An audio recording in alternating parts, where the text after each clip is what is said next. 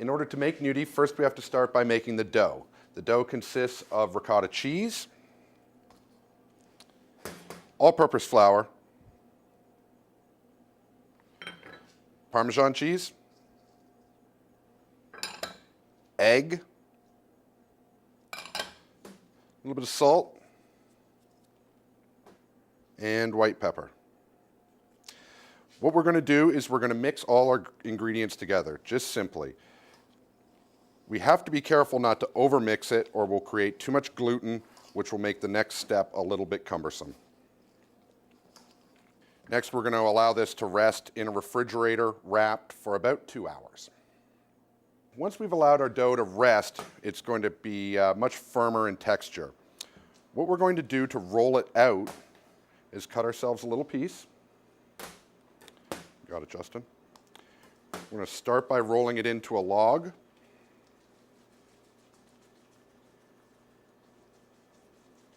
There you go, looking good.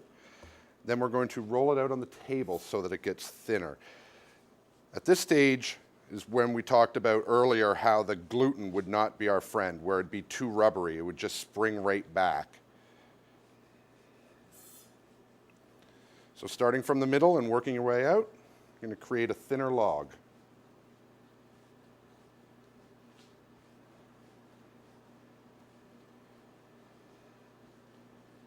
Then we're going to cut them into about 3/4 inch pieces.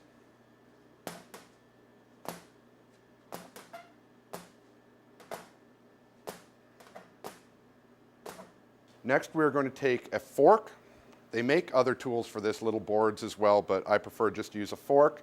And in front of us, we have a sheet tray that's been dusted with semolina flour.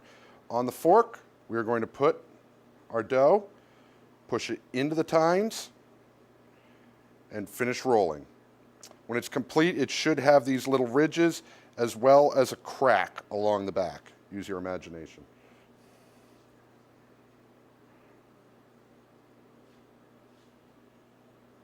The purpose for this shape is to help hold the sauce. Little ridges, as you'll find in many different types of pasta. There are traditional types of pasta that have different shapes to hold different sauces. In the restaurant, we do quite a few different pasta dishes. We do make everything from scratch. We do different versions of pasta, including making our own ravioli, as well as cut pastas like spaghetti and linguine, fettuccine, etc. We also make different flavored pastas from time to time, spinach, sun-dried tomato, whole wheat pasta as well.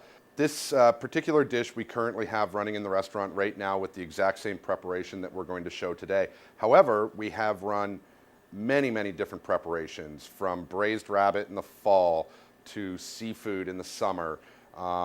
Today we're going to do something that's a little bit more traditional with a type of bolognese sauce with some meat and onions and peppers, tomato based. Now we're going to take our gnudi and we're going to add them to water.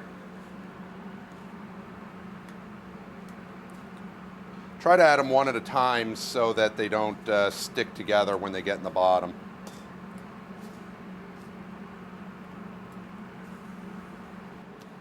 And while our gnudis are cooking, we're going to make our sauce. Go ahead. A little bit of oil. Go ahead. Some Genoa salami.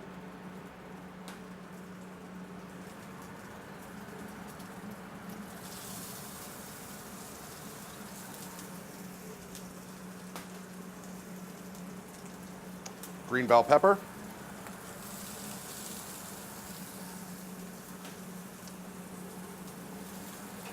Diced onion. This is a quick sauce we're making, not meant to taste like a sum of its parts, rather the parts, more like a salad.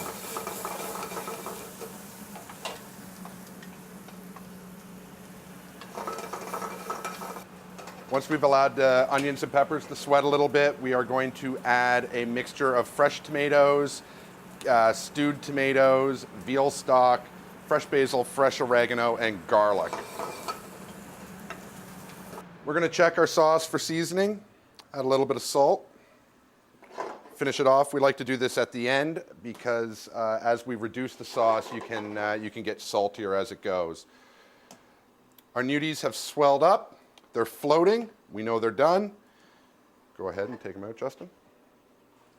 As far as how much of each ingredient to add, we want to kind of keep a ratio as to how much we're making.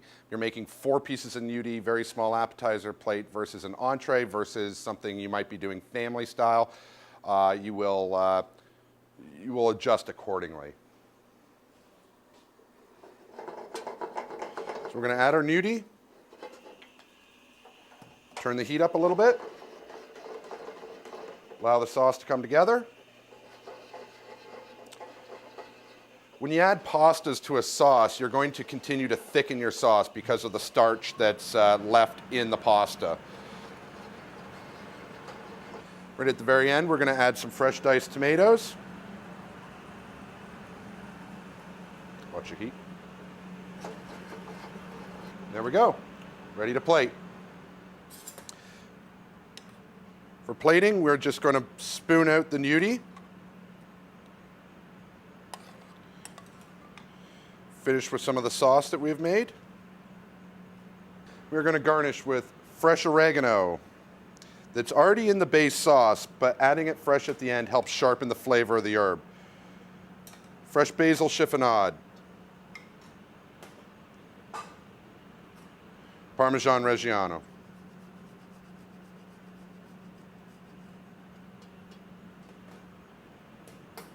There you are.